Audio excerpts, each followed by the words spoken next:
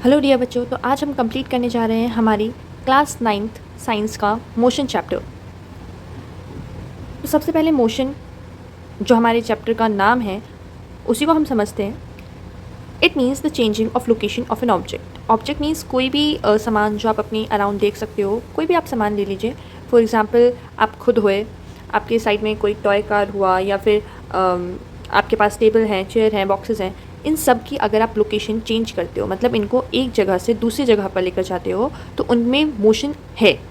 Otherwise they are in rest को वो maintain करते हैं, रेस्ट स्टेट को अपनी वो मेंटेन कर रहे हैं। तो मोशन को देखने के लिए हमारी जो लोकेशन है किसी भी ऑब्जेक्ट की, वो चेंज हो रही है। तो लोकेशन किस तरीके से चेंज हो रही है, मतलब अगर हम एक ट्रेन के स्पीड को मेज़र कर रहे हैं, एक ट्रेन निकली है मेरठ से, मान लीजिए एक ट्रेन निकली है, इलाहाबाद तक जा रही है।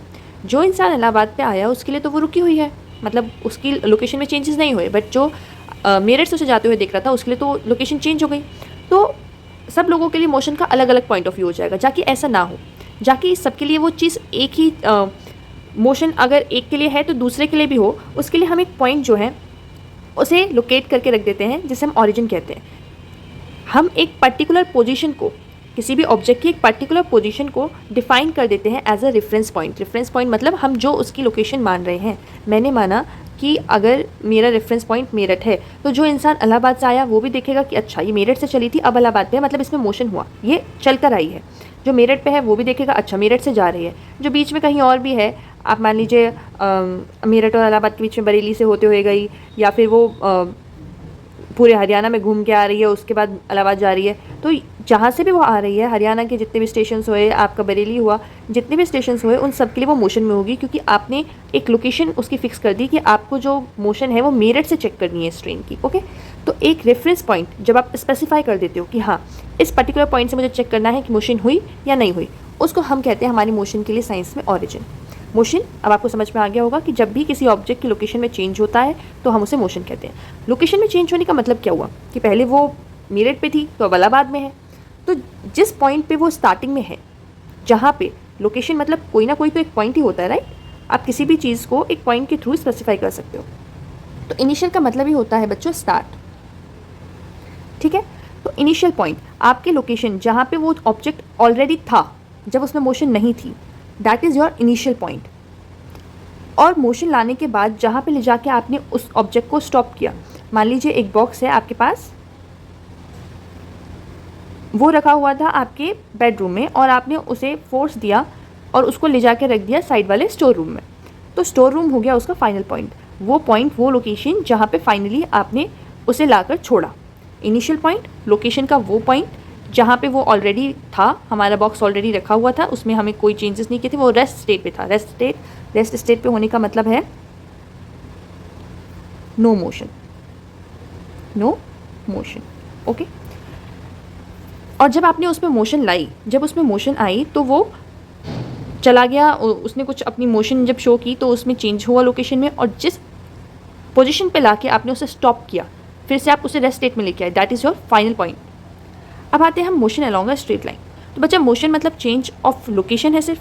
तो इसका मतलब मैं किसी भी पाथ से अपनी चेंज कर सकती हूँ। मान लीजिए बीच में एक माउंटेन है, इस साइड इस माउंटेन के विलेज है और इस साइड कोई हॉस्पिटल है। अगर मुझे हॉस्पिटल जाना है तो मैं पूरा माउंटेन से ट्रैवल करते हुए जाऊँगी, या माउंटेन के साइड में से अगर कोई रोड हो वहाँ से जाऊँगी। तो मेरे पास मल्टीपल वेज हो सकते हैं अपनी लोकेशन चेंज करने के। मेरी लोकेशन पहले क्या होती, village, but now I am at hospital, तो मेरी लोकेशन चेंज हो गई, मतलब मैंने मोशन किया। तो motion along a straight line का मतलब है कि अगर मेरे पास कोई सीधा सीधा रास्ता है, बिल्कुल जो एक स्ट्रेट लाइन इन दो पॉइंट्स को ज्वाइन करती है, अगर मैं उस डायरेक्शन में ही मोशन कर रही हूँ, that it is called motion along a straight line. जब आप मान लीजिए आपका एक इनिशियल पॉइंट है जिसको हम नाम दे देते हैं ए, एंड आपका फाइनल पॉइंट है बी। इनके बीच में अगर मैं मोशन कर रही हूँ, मतलब मेरी लोकेशन चेंज होगी मेरे इनिशियल पॉइंट से लेकर मेरे फाइनल पॉइंट तक के लिए। अलोंग अ स्ट्रेट लाइन मतलब मेरी डायरेक्शन कोई और चेंज नहीं होने वाली, इनके बीच में जो एक स्ट्रेट लाइन फॉर्म होगी मुझे उसी के थ्रू अपना डिस्टेंस ट्रेवल करना है। इससे मैं बता सकती हूँ कि जो मेरा मोशन है, मेरी जो लोकेशन है वो चेंज होगी। तो बच्चा जो मैं यूनिट लेती हूँ मेज़र करने के लिए, यूनिट का मतलब आपको पता है ना, आप 2 किलोग्राम चीनी लेकर आते हो, 4 किलोग्राम चीनी लेकर आते हो, तो इसमें जो किलोग्राम है वो आपकी यूनिट होती है। किसी भी चीज़ को स्पेसिफाई करने के लिए वेट के लिए किलोग्राम होती है, डिस्टेंस के लिए मीटर या किलोमीटर होती है। तो अगर हम अपनी लोकेशन चेंज कर रहे हैं, ये मेरा रोड है, मैं अपने स्कूल से घर पर आई हूँ या घर से स्कूल पर गई हूँ, तो यूनिट जो आपकी मोशन में आएगी, दैट इज़ डिस्टेंस चेंज करने पे आएगी, वो होती है किलोमीटर और मीटर। तो अब आप जानते हो कि motion along a straight line क्या होगी। मतलब आपकी जो लोकेशन है वो चेंज हो रही है और जो आपका पाथ है लोकेशन चेंज करने का, वो कोई गोल घूम फिर के कहीं से नहीं आ रहा, वो सीधा सीधा उन्हीं पॉइंट्स के बीच में जो स्ट्रेट पाथ आपको मिल रहा है, उसी पाथ के थ्रू आप ट्रैवल कर रहे हो, ठीक है। अब आते हैं हम यूनिफॉर्म मोशन पे। तो यूनिफॉर्म मोशन का क्या मतलब हुआ? यूनिफॉर्म मोशन का मतलब है कि जो आप अपनी लोकेशन चेंज कर रहे हो, मतलब आप कुछ डिस्टेंस ट्रैवल कर रहे होंगे। जब आपने अपनी लोकेशन चेंज की तो कुछ डिस्टेंस आपने ट्रैवल किया, लेट इट बी 1 2 3 4 5 6 और ये होगा देन 7। मतलब ए और बी के बीच में 7 किलोमीटर का डिस्टेंस है। तो आपने 7 किलोमीटर डिस्टेंस ट्रैवल किया और आपने कुछ टाइम में ही ट्रैवल किया होगा, टाइम भी आपका साथ में बढ़ता जा रहा होगा, कुछ घंटे या फिर कुछ मिनट लगा लीजिए अगर बहुत ही तेज़ कोई चलता है तो यूनिफॉर्म मोशन का क्या मतलब है कि जब आप इक्वल डिस्टेंस ट्रैवल करते हैं इक्वल टाइम इंटरवल्स में। ध्यान दीजिए, मैं टाइम नहीं कह रही, इक्वल टाइम इंटरवल्स। मतलब कि अगर मैंने 4 किलोमीटर ओवरऑल 4 आवर्स में ट्रैवल किया है, I have taken 4 hours to complete my distance of 7 kilometre, तो इसका मतलब हुआ मैं इक्वल टाइम इंटरवल में से डिवाइड कर लेती हूँ। अगर मैंने अपना टाइम इंटरवल लिया 1 घंटे का, तो 1 घंटे में मेरे पास कितने टाइम इंटरवल आ जाएंगे? 4। 1 घंटा, उसके बाद 1 घंटे में अगले में दूसरा हो जाएगा, एक और घंटा लेंगे तीसरा और फिर चौथा। मतलब मेरे 4 आवर्स कंप्लीट हुए 1 आवर लेने पे, राइट। 1 1 + 1 2 2 + 1 3 3 + 1 4। तो इक्वल टाइम इंटरवल्स सब में 1 घंटा ही, 1 घंटा। तो अगर मैं मान लेती हूँ कि मैंने ट्रैवल किया है 8 किलोमीटर डिस्टेंस और मैंने पहले 1 घंटे में 2 किलोमीटर ट्रैवल किया, अगले में भी 2 किलोमीटर, फिर 2 किलोमीटर और फिर 2 किलोमीटर। तो क्या हुआ यहाँ पे बच्चों, मैंने एक घंटे में 2 ही किलोमीटर ट्रैवल किया है। मेरा जो डिस्टेंस है वो इक्वल टाइम इंटरवल में 1 आवर में सेम है, 2 किलोमीटर, चेंज नहीं हुआ है। तो वो यूनिफॉर्म मोशन है। मतलब throughout your journey, throughout the time you have taken to complete your journey, आपका डिस्टेंस सेम रहा, तो वो यूनिफॉर्म मोशन है। अदरवाइज़ वो नॉन यूनिफॉर्म मोशन हो जाएगी। मतलब अगर आप मान लीजिए मैंने ट्रैवल किया है 8 किलोमीटर ही ट्रैवल किया, 8 किलोमीटर ही ट्रैवल किया और 4 आवर्स में अपनी जर्नी को मैंने कंप्लीट किया और मैंने टाइम इंटरवल लेट किया 1 आवर अगेन। तो 1 आवर में इक्वल टाइम इंटरवल में अगर मैं इन्हें डिस्ट्रीब्यूट करूँ तो मेरे पास कितने आ जाएंगे? 4 डिवाइडेड बाई 1, 4 डिवाइडेड बाई 1, तो मेरे पास 4 टाइम इंटरवल्स आएंगे। ओके, 1 2 3 4, मेरे पास 4 टाइम इंटरवल्स आ गए। पहला टाइम इंटरवल, दूसरा टाइम इंटरवल, तीसरा टाइम इंटरवल है, चौथा टाइम इंटरवल। और ये सब कितने कितने के? 1 घंटे के, 1 घंटा, 1 घंटा, ये सारे टाइम इंटरवल 1 घंटे के हैं। अब आप मान लीजिए मैंने पहले घंटे में ट्रैवल किया 1 किलोमीटर, दूसरे में मैंने ट्रैवल कर लिया 3 किलोमीटर, फिर मैंने ट्रैवल किया 2 किलोमीटर। तो अभी तक मैंने कितना ट्रैवल कर लिया? 3 2 5 6, बचा 2 किलोमीटर। अब क्या हुआ यहाँ पे, मैंने अपने डिफरेंट टाइम इंटरवल्स में मैंने 1 घंटे का टाइम इंटरवल लिया, क्योंकि मैंने क्या कहा, इक्वल टाइम इंटरवल्स में इक्वल डिस्टेंस ट्रैवल करना है, तो हमारी यूनिफॉर्म मोशन होती है। मैंने इक्वल टाइम इंटरवल लिए, 1 आवर के 4 मेरे हो गए 4 घंटे के लिए, पर इसमें मैंने अनइक्वल डिस्टेंसेस ट्रैवल किए हैं। पहले टाइम इंटरवल में 1 kilometre, then 3 kilometre, then 2 kilometre, तो ये इक्वल नहीं है। So that is your non uniform motion. तो एक बार अगर हम यहाँ पे डिफिनीशन लिख लेते हैं यूनिफॉर्म मोशन की, if an object travels equal distance in equal time intervals, in equal time intervals, then it is said to be in uniform motion। मतलब क्या हुआ बच्चा? फिर से वही बात है, अगर equal distance equal time interval में ट्रैवल कर रहा है तो हमारा जो ऑब्जेक्ट है वो यूनिफॉर्म मोशन में है, अदरवाइज वो नॉन यूनिफॉर्म मोशन में है। मतलब उसके लिए नॉन यूनिफॉर्म मोशन के लिए आप क्या लिख देंगे? If an object does not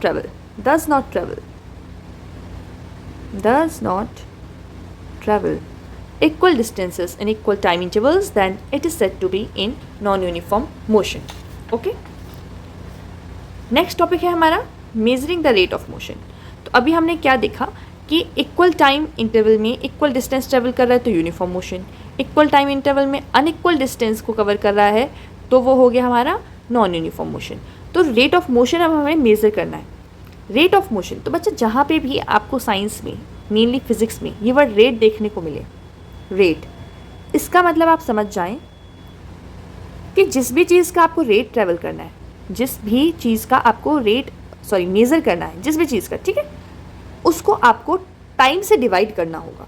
अब आपको क्या करना है, यहाँ पे मोशन का रेट मेज़र करना है। तो मोशन में क्या करते हैं, बेसिकली हम चेंज करते हैं अपनी लोकेशन, और लोकेशन में मतलब हमारा डिस्टेंस कुछ ना कुछ कवर होगा, राइट। तो मैं समझ सकती हूँ कि मोशन को मैं, क्योंकि अब आप कितना चल रहे हैं, कैसे चल रहे हैं, इसको बताने के लिए हमारे पास कुछ तो होना चाहिए ना। चावल चीनी अगर आप लेने जाते हैं तो आपको बताना तो पड़ेगा शॉपकीपर को कि आपको कितना चाहिए। आफ्टर डैट ओनली वो आपको उतनी क्वांटिटी दे पाएगा। तो मोशन के लिए मेरी जो क्वांटिटी है, जिसके थ्रू मैं बता सकती हूँ कि मुझे कितना चलना है, वो है डिस्टेंस। रेट ऑफ मोशन है तो मतलब मुझे मोशन को डिवाइड करना है टाइम से। तो मोशन के लिए हम ले लेते हैं यहाँ पे बच्चा डिस्टेंस, और सिंस रेट है तो मैंने अभी आपको रेट के लिए क्या बताया, किसी भी चीज़ का, मेनली फिजिक्स में अगर रेट मेज़र करना है तो उस चीज़ को टाइम से डिवाइड कर दो। तो डिस्टेंस बाय टाइम, और इसी क्वांटिटी को, ये जो नई क्वांटिटी आपकी निकल के आती है, इसको हम बोलते हैं स्पीड। जब आप बोलते हो कि आप कितनी स्पीड से चल कर आए हो, या फिर आपकी बस कितनी स्पीड से चल रही है, तो इसका क्या मतलब होता है बेसिकली कि आप कितनी जल्दी उधर पहुंच सकते हो। तो ज़्यादा स्पीड का होने का क्या मतलब हुआ, ज़्यादा स्पीड के होने का मतलब हुआ कि आप कम टाइम में ज़्यादा डिस्टेंस ट्रेवल कर रहे हो। इसका मतलब आप कम टाइम में जल्दी अपनी डेस्टिनेशन पे पहुंच जाओगे। और स्पीड का धीरे होने का मतलब क्या हुआ कि ज़्यादा टाइम लेकर आप कम से कम डिस्टेंस ट्रैवल कर रहे हो। अगर आप ज़्यादा टाइम ले रहे हो और कम डिस्टेंस ट्रैवल कर रहे हो, मान लो आप 2 घंटे में 1 किलोमीटर चल पा रहे हो, तो आपको 4 घंटों में आप 2 किलोमीटर चल पाओगे। मतलब आपका जो रेट है पहुंचने का अपनी डेस्टिनेशन पे, वो धीरे हो जाएगा अगर स्पीड धीरे है तो बेसिकली अब आपको करना क्या है, ये देखिए। नेक्स्ट आती है हमारी स्पीड हमारी वही यूनिट हो गई, measuring the rate of motion, जिसको आप लिखेंगे distance travelled by time taken. तो हमारा हर कोई बच्चा जो कहीं ट्रैवल करने गया हुआ है, वेदर बाइक से, कार से, या वो ट्रेन से ट्रैवल कर रहा है, और उससे पूछी जाए कि आप किस स्पीड से आए हैं, तो वो अब हमें बता सकता है कि वो एवरेज किस स्पीड से आया, राइट। आपने कितना डिस्टेंस ट्रैवल किया, आप उसको डिवाइड कर देंगे आपको ट्रैवल करने में कितना टाइम लगा, तो उससे आपको क्या मिल जाएगी, आपकी चलने की स्पीड। ओके, अब आते हैं बच्चा एवरेज स्पीड पे। अच्छा, स्पीड तो हो गया, आपने कितना डिस्टेंस ट्रैवल किया, कितना टाइम लिया, ठीक है। एवरेज स्पीड का मतलब क्या हुआ, एवरेज आप सब मैथ्स में पढ़ते हैं, राइट। किसी भी चीज़ का अगर आपके पास बहुत सारी स्पीड है तो उन सब का सम करेंगे और डिवाइड कर देंगे कितनी स्पीड थी ओवरऑल। बट यहाँ पे अभी आपके पास जो फॉर्मूला आएगा इसके लिए, वो बच्चा इस टाइप से है कि total distance travel by total time taken,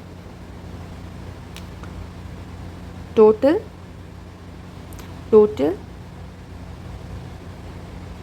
distance travelled by total time taken. अच्छा, स्पीड और एवरेज स्पीड में फिर डिफरेंस क्या हुआ, तो क्या हुआ बच्चा, स्पीड आपने एक ही बार में जितना डिस्टेंस ट्रैवल कर लिया, आपने उसे डिवाइड कर दिया, आपने बता दिया ठीक है मैं इस स्पीड से आई हूँ। अब मानिए आप बैठे हैं बस में और आपको एक लंबा टूर ट्रैवल करना है, आप मेरठ से जा रहे हैं किसी हिल स्टेशन पे, ठीक है। तो बीच रास्ते में सब रुकेंगे, खाते पीते जाएंगे, राइट। ढाबा वाबा पे रुकेंगे, खाएंगे पिएंगे, थोड़ा एंजॉय करेंगे, रेस्ट करेंगे, फिर बस में बैठेंगे। तो इसमें क्या हुआ, आपकी जो इनिशियल पॉइंट और फाइनल पॉइंट था, आपने डायरेक्ट उधर डिस्टेंस ट्रैवल नहीं किया। अगर आपने किया होता तो आप अपनी स्पीड को डायरेक्ट कैलकुलेट कर सकते थे। आपने बीच में ए और बी पॉइंट के बीच में, सी में भी कहीं पे जाके पहले बीच में रेस्ट कर लिया। आप यहाँ से यहाँ पे गए, थोड़ा आप रुके, जबकि आपका फाइनल पॉइंट नहीं था, आपको इधर नहीं पहुँचना था, आपको जाना था बी पे, और यहाँ से आप फिर चले। इस केस में ये आपका फिर इनिशियल पॉइंट हुआ, ये आपका फाइनल पॉइंट हुआ। तो मुझे निकालनी है मेरी एवरेज स्पीड, मतलब मुझे अपने फाइनल और इनिशियल पॉइंट के बीच का ही कितना आपने टाइम लिया है इसको कवर करने में, मतलब मेरी एवरेज स्पीड कैलकुलेट करनी है। तो आप क्या करोगे, टोटल डिस्टेंस ट्रेवल्ड, मतलब ए से सी तक आप गए, देन सी से बी तक आप आए, तो टोटल आपने जो डिस्टेंस ट्रेवल कर लिया, मानो यहाँ पे आपका कोई 20 किलोमीटर का वे है और ये आपका देन अगेन 20 किलोमीटर का वे है आगे, हाफ वे है, बीच में कहीं पे आपने रेस्ट कर लिया। और इसको ट्रैवल करने में आपने लिया 5 आवर, इसको ट्रैवल करने में ले लिया 6 आवर, यहाँ पे ट्रैफिक ज़्यादा हो गया, ठीक है। तो total distance travel by total time taken 20 40 kilometres total distance, और टोटल टाइम कितना हो गया 5 6 11 आवर। इनको आप डिवाइड करेंगे, then you will get your average speed. अच्छा, स्पीड की यूनिट क्या होती है? अभी हमने मोशन की यूनिट पीछे देखी थी, राइट, मीटर या किलोमीटर में डिस्टेंस हम मेजर करते हैं। तो स्पीड की यूनिट होती है बच्चे, या तो किलोमीटर पर आवर आप ले सकते हैं, नहीं तो इसकी एसआई यूनिट। एसआई यूनिट का मतलब क्या होता है? स्टैंडर्ड यूनिट जो आप मेजर करते हैं, जो कि आपके वेट के लिए किलोग्राम होती है और डिस्टेंस के लिए मीटर होती है, राइट। तो एसआई यूनिट की अगर हम बात करें, ये जनरल यूनिट है जो आप जनरली देखेंगे। एसआई यूनिट होती है इसकी मीटर पर सेकेंड। अच्छा, यूनिट ये क्यों है? तो आप ये देखिए कि स्पीड में ऊपर क्या है? Distance travel. डिस्टेंस की यूनिट अभी हमने आपको बताई थी, किलोमीटर में भी मेजर करते हैं, मीटर में भी करते हैं, divided by time taken. Time taken, तो टाइम हमारा आवर में होता है, राइट। हमें पता है कि हम टाइम को घंटों में देखते हैं, 1 घंटा 2 घंटा, नहीं तो सेकंड में भी देख लेते हैं। ये किलोमीटर, नहीं तो मीटर, ये इनकी यूनिट है। आप स्पीड निकालने के लिए इन दो क्वांटिटीज़ को डिवाइड कर रहे हो, तो इनकी यूनिट के लिए भी इन दोनों की यूनिट ही डिवाइड हो जाएंगी, इसलिए kilometre per our, kilometre per our. और एसआई यूनिट अगर आपको मीटर और सेकंड के टर्म्स में निकालनी है तो metre per second, metre per second. इसको और किस तरीके से लिख सकते हैं? किलोमीटर पर आवर, ऊपर -1 का साइन। क्यों? क्योंकि अगर ये आपके पास किलोमीटर पर आवर है तो किलोमीटर पे पावर 1 होगी, आवर पे भी पावर 1 होगी, बट ये क्या है? डिनोमिनेटर में आपका, राइट। जब आप डिनोमिनेटर की पावर को ऊपर रेज करते हो तो उसे रेसिप्रोकल में लिखते हो। अगर 1/2 है तो इसको आप 2 पे पावर -1 में लिख सकते हो, इट इज़ इक्वल टू 1/2। तो इसलिए इसको हम लिख देते हैं kilometre distance per hour. Okay, I hope you got that. Average speed की भी यूनिट आपकी सेम है, वही रहेगी किलोमीटर पर आवर, और ऐसा यूनिट में अगर आपको लेनी है तो मीटर पर सेकेंड, ठीक है। Now let's solve this question. ये क्वेश्चन हमसे क्या कह रहा है? एन ऑब्जेक्ट, कोई भी आपका ऑब्जेक्ट है, okay, it travels 16 metre in 4 second. मतलब इसका पहले इसने डिस्टेंस कितना ट्रेवल किया है? 16 मीटर, कितने टाइम इंटरवल में? 14 सेकेंड। ये इसका डिस्टेंस है, ये इसका टाइम है। And then another 16 metre in 2 second, find average speed. अच्छा बच्चा, फिजिक्स में बहुत से बच्चों को न्यूमेरिकल सॉल्व करने में प्रॉब्लम होती है, तो एक बेसिक सा कॉन्सेप्ट सबसे पहले जो आपको करना चाहिए न्यूमेरिकल सॉल्व करते वक्त, वो है गिवन। क्वेश्चन में आपको क्या क्या डेटा गिवन है, किस तरीके से गिवन है, पहले आपको वो ढूंढना आना चाहिए, उसे ढूंढ के निकाल लीजिए और अपने पास लिख लीजिए, ठीक है। एन ऑब्जेक्ट ट्रेवल्स, तो इसको ये पहला डिस्टेंस है, दूसरा डिस्टेंस है, तो मान लेती हूँ मैं ये डिस्टेंस 1 16 मीटर है, और डिस्टेंस 1 को ट्रैवल करने में लगा टाइम 1, तो ये मेरे पास 4 सेकेंड है। उसके बाद मैंने अगेन फिर से नेक्स्ट डिस्टेंस ट्रैवल किया 16 मीटर का सेम, और मेरे पास टाइम उसके लिए t2 होगा, d2 को ट्रैवल करने में t2, वो हो गया मेरे पास 2 सेकेंड। अब आपको निकालना क्या है? Average speed. तो जो चीज़ अब आपको निकालनी होती है उसको भी लिख लीजिए, जाके आपके पास ये क्वेश्चन की लैंग्वेज से अलग एक क्लियर सा फॉर्म हो कि आपके पास क्या है, आपको क्या चाहिए, और उसके लिए आपको किसकी ज़रूरत है टू फाइंड एवरेज स्पीड। तो मैंने अभी आपको एवरेज स्पीड का एक डायरेक्ट फॉर्मूला बताया था, आपको वो एवरेज स्पीड ही कैलकुलेट करनी है। सिंपली वो फॉर्मूला आप सबसे पहले लिख दीजिए। वी नो, हम जानते हैं, हम पढ़ चुके हैं, राइट। क्या जानते हैं हम? कि एवरेज स्पीड का फॉर्मूला, एवरेज स्पीड का फॉर्मूला होता है total distance travelled, total distance travelled by total time taken. इसमें कोई प्रॉब्लम नहीं है किसी बच्चे को, राइट। अगर कहीं पे भी कोई प्रॉब्लम होती है कमेंट सेक्शन में कमेंट कर देना। Average speed total distance travel by total time taken, okay. So इसमें हम सिंपली देख सकते हैं टोटल डिस्टेंस ट्रेवल्ड। मेरे पास 2 डिस्टेंसेज हैं, एक तो d1 एक d2, मुझे चाहिए टोटल डिस्टेंस ट्रेवल। टोटल मतलब ओवरऑल मैंने कितना किया, तो मतलब d1 d2 दोनों को ऐड कर दूंगी, राइट। कब निकलेगा मेरे पास टोटल डिस्टेंस? जब मैं d1 और d2 दोनों को ऐड कर दूं। और टोटल टाइम कितना निकलेगा? d1 को ट्रैवल करने के लिए t1 लगा था, d2 को ट्रैवल करने के लिए t2 निकला था, तो इन दोनों को भी ऐड कर दूंगी। तो मेरे पास हो गया 16 + 16 32 मीटर। कितने टाइम में ट्रैवल किया दोनों? 4 + 2 6 सेकेंड, ठीक है। तो बच्चा ये आ गई आपकी एवरेज स्पीड। अब आप 32 को डिवाइड कर देंगे 6 से, आप यहाँ पे रफ में करके देखेंगे ये काम, ठीक है। 32 को 6 से रफ में डिवाइड करेंगे। 32 को आपने डिवाइड किया 6 से, तो 6 5 जा 32 0 एंड देन 6 3 जा 18 2, फिर से वही आता रहेगा 18, राइट, फिर से 2, तो 5.3 सिर्फ लिख लेते हैं हम, इट इज़ 5.3। अब क्या है, स्पीड थी ना, स्पीड की यूनिट क्या थी, किलोमीटर पर आवर या मीटर पर सेकेंड। आपको क्या दे के रखा है, डिस्टेंस मीटर में और टाइम सेकेंड में, तो आपके लिए यूनिट क्या हो जाएगी, मीटर पर सेकेंड। और इसको कैसे लिख सकते हैं, मीटर पर सेकेंड, ऐसे भी लिख सकते हैं, ठीक है। तो ये आपका हो गया कैसे आप रेट ऑफ मोशन को मेज़र कर सकते हैं। रेट ऑफ मोशन है तो इसका मतलब हमेशा याद रखिएगा, जिस भी चीज़ का रेट फिजिक्स में आपको कैलकुलेट करना हो उस चीज़ को डिवाइड कर दें आप टाइम से। सो आपका आ जाता है रेट। नेक्स्ट आ जाते हैं हम स्पीड विद डायरेक्शन में। तो बच्चा अभी हमने देखा कि स्पीड क्या होती है, राइट। पर किसी भी ऑब्जेक्ट को अगर वो ट्रैवल कर रहा है, किसी भी रास्ते से ट्रैवल कर रहा हो, मुझे डिस्टेंस लेना है और उसकी डायरेक्शन से उसे डिवाइड कर देना है, और सॉरी उसके टाइम से उसे डिवाइड कर देना है, तो मेरे पास स्पीड आ जाएगी, कितना डिस्टेंस उसने ट्रैवल किया कितने टाइम में, और मेरे पास आ गई स्पीड। बट इसमें डायरेक्शन का तो कोई रोल नहीं था, कहीं से भी कैसे भी ट्रैवल करके गया हो उससे हमें कोई फ़र्क नहीं पड़ रहा था, स्पीड तो स्पीड है, आ जाएगी। पर अगर मैं स्पीड में डायरेक्शन भी मैटर करवाऊँ, इसका मतलब कि क्या जो मेरा डिस्टेंस है वो सीधा सीधा एक ही डायरेक्शन में ट्रैवल हुआ है, या फिर कोई यू टर्न आ गया, या फिर कोई राइट लेफ्ट टर्न आ गया, और मेरी ऑब्जेक्ट ने या मेरी कार में चला रही हूँ, बाइक चला रही हूँ, जो भी चला रही हूँ, उसमें मुझे डायरेक्शन चेंज करनी पड़ गई। मतलब आप स्पीड तो देख ही रहे हैं, साथ ही साथ में क्या देख रहे हैं, ऑब्जेक्ट किस डायरेक्शन में चल रहा है। तो बच्चा जब आप स्पीड को अलॉन्ग विद डायरेक्शन लेते हो, so it is called velocity. वो क्या बन जाता है आपका, वेलोसिटी। इसके लिए आपके पास दो टर्म्स हैं, डिस्टेंस और डिस्प्लेसमेंट। डिस्टेंस क्या होता है, जब आप चल रहे हैं अपनी इनिशियल पोजीशन से फाइनल पोजीशन की तरफ। ध्यान दीजिएगा, दो टर्म्स मैंने बोले अभी, डिस्टेंस एंड डिस्प्लेसमेंट,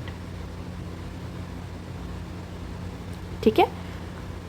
तो जब आप अपनी इनिशियल पोजीशन से फाइनल पोजीशन की तरफ जा रहे हैं, तो बच्चा आप किसी भी रूट से जा रहे हो, आप कोई कर्व भी मान लीजिए चल रहे हैं, ये आपका इनिशियल पॉइंट है, ये आपका फाइनल पॉइंट है, आप गोल घूम फिर के आ रहे हैं। घर से आप निकले थे स्कूल जाने के लिए, बीच में फ्रेंड ने बोला चलो अभी तो बहुत टाइम है, आराम से खेलते कूदते चलते हैं, खूब मस्ती करते हुए आप जा रहे हो।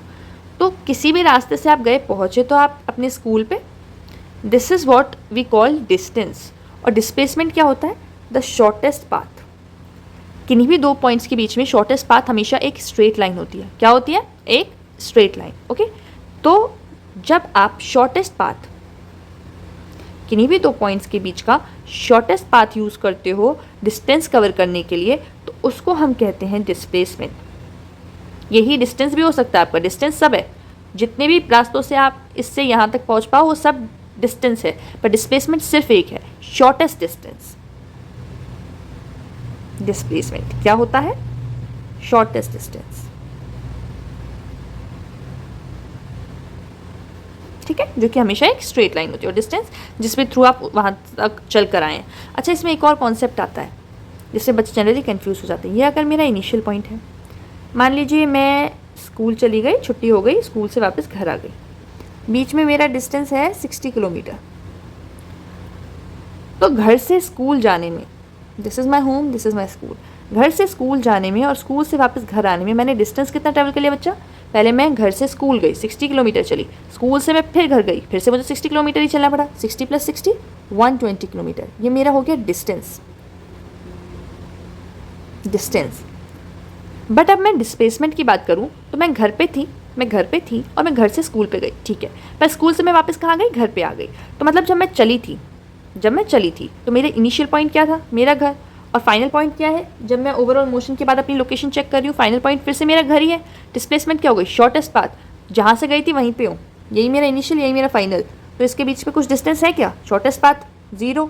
तो डिस्प्लेसमेंट इस केस में जब आप जाके वापस आ गए, displacement is equal to 0 kilometre, ठीक है।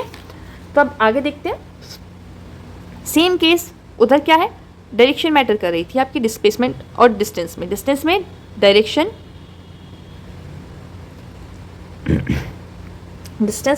मैटर नहीं करती।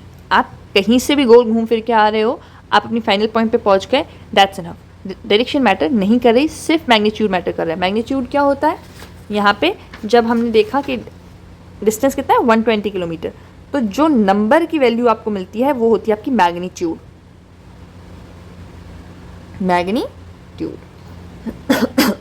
और जो किलोमीटर या मीटर है वो आपकी यूनिट है, ये तो मैं आपको पहले बता चुकी, राइट। मैग्नीट्यूड जैसे कि अगर आप बोलते हो शॉपकीपर को वही फिर से 2 किलोग्राम चीनी चावल कुछ भी दे दीजिए तो आपने 2 किलोग्राम मांगा है, राइट। तो वो जो 2 है वो 2 आपके पास मैग्नीट्यूड है और किलोग्राम आपकी यूनिट है। डिस्प्लेसमेंट में बच्चे डायरेक्शन मैटर करती है। अगर डिस्प्लेसमेंट के वक्त मैं बोल रही हूँ कि यही मेरा डिस्प्लेसमेंट है, मान लीजिए मेरी डिस्प्लेसमेंट चेंज हुई या नहीं, तो जैसे ही डायरेक्शन चेंज हुई ऑफकोर्स डिस्प्लेसमेंट चेंज हो गई। डिस्प्लेसमेंट में डायरेक्शन मैटर करती है। यहाँ पे डिस्टेंस आपका 120 किलोमीटर क्यों हुआ? क्योंकि डायरेक्शन कोई मैटर ही नहीं कर रही थी, आपको सिर्फ देखना था कि ओवरऑल आप कितना चल के आए हो, तो आप इतना गए और इतना आए। पर डिस्प्लेसमेंट में डायरेक्शन मैटर करती है, तो जितना आप चल के गए 60 किलोमीटर उसने पॉजिटिव कंसीडर किया। अब जब आप वापस चल के आ रहे हो तो आपने डायरेक्शन चेंज कर ली, तो वो नेगेटिव ले लेगा। पॉजिटिव 60 नेगेटिव 60 क्या हो जाएगा overall? 0 plus 60 minus 60 is equal to 0। तो डिस्प्लेसमेंट में डायरेक्शन मैटर करती है। Okay, same goes with speed and velocity. Speed का मतलब है डिस्टेंस बाय टाइम, तो डिस्टेंस में डायरेक्शन मैटर नहीं करती, स्पीड में भी डायरेक्शन मैटर नहीं करती। वेलोसिटी, वेलोसिटी आपका होता है डिस्प्लेसमेंट बाय टाइम, ठीक है, डिस्प्लेसमेंट बाय टाइम। तो डिस्प्लेसमेंट में देखिए डायरेक्शन मैटर करती है, तो वेलोसिटी में भी डायरेक्शन मैटर करती है। मतलब अगर आपकी स्पीड कांस्टेंट भी है, आपने पूरा रास्ता 2 किलोमीटर पर आवर की स्पीड से चला दिया, मतलब 1 घंटे में आप 2 किलोमीटर आगे बढ़े जा रहे हो, लेकिन आपने अपनी डायरेक्शन चेंज कर दी, आप चल रहे थे ऐसे और फिर ऐसे आ गए, तो स्पीड तो बच्चा इस केस में आपकी सेम रही, 2 किलोमीटर पर आवर है, ठीक है, क्योंकि उसको डायरेक्शन से कोई फर्क ही नहीं पड़ता, आप किसी भी डायरेक्शन में चलो। पर डिस्प्लेसमेंट को और वेलोसिटी को, इन दोनों को डायरेक्शन से फर्क पड़ता है। तो मतलब अगर आप 2 किलोमीटर पर आवर से कांस्टेंट स्पीड पे भी चल रहे हो पर आपने डायरेक्शन चेंज कर दी, तो आपकी वेलोसिटी चेंज हुई है, ठीक है। अब इनिशियल वेलोसिटी और फाइनल वेलोसिटी क्या है? तो बच्चा इनिशियल वेलोसिटी मतलब जब आपने चलना शुरू किया, क्वेश्चन में ऑलवेज गिवन होता है, ठीक है, जब आपने चलना शुरू किया उस टाइम पे जो आपकी वेलोसिटी हुई। इनिशियल का मतलब मैंने अभी पहले बताया था आपको, स्टार्टिंग होता है, तो स्टार्टिंग में जो वेलोसिटी थी उस ऑब्जेक्ट की, उसको आप कहते हो इनिशियल वेलोसिटी। और फाइनली अपने लोकेशन पे पहुँचते पहुँचते, फाइनली जब आप अपनी लोकेशन पे पहुँच रहे थे, तो अपनी लोकेशन पे पहुँचते पहुँचते आपके पास जो वेलोसिटी थी उस ऑब्जेक्ट की, that is called your final velocity. Generally आप फिजिक्स में इनिशियल वेलोसिटी को u से डिनोट करते हो और फाइनल वेलोसिटी को v से डिनोट करते हो, ठीक है। इनिशियल वेलोसिटी को u से और फाइनल वेलोसिटी को v से। अब बच्चा अगर आपका ऑब्जेक्ट मान लेते हैं क्वेश्चन में लिखा है रेस्ट पे था, इनिशियली उसमें कोई मोशन नहीं थी, वो रेस्ट पे था, आपने उसे बाद में चलाना शुरू किया, तो उसकी इनिशियल वेलोसिटी क्या हो जाएगी? 0, ठीक है, 0 मीटर पर सेकेंड और से किलोमीटर पर आवर, डिपेंड करेगा आपको डिस्टेंस और या डिस्प्लेसमेंट और टाइम कैसे दे रखा है, ठीक है। और फाइनल वेलोसिटी जब आप अगर रुकते टाइम, अब भाई आप घर से निकले ऑफिस में जाने के लिए, कार चला रहे हैं, तो फाइनली कहीं पे आके रुकेंगे भी आप, राइट। अगर रुकते टाइम वो आपसे कहता है कि आप रेस्ट पे आ चुके, तो फाइनल वेलोसिटी आपकी क्या हो जाएगी? 0। मतलब रेस्ट का स्टेट क्या होता है कि कोई मोशन नहीं है, राइट, कोई मोशन नहीं है, तो स्पीड कहाँ से होगी? स्पीड कब है? जब कोई आप डिस्टेंस ट्रेवल कर रहे हो, डिस्प्लेसमेंट हो रहा है, उस टाइम को डिवाइड करोगे तब आपको मिलेगा। जब आपका डिस्टेंस है, डिस्प्लेसमेंट ही 0 हो गया, जब आप चल ही नहीं रहे, तो टाइम से कुछ भी आप डिवाइड कर दो, 0 से डिवाइड करने पर आपको 0 ही मिलेगा, है ना।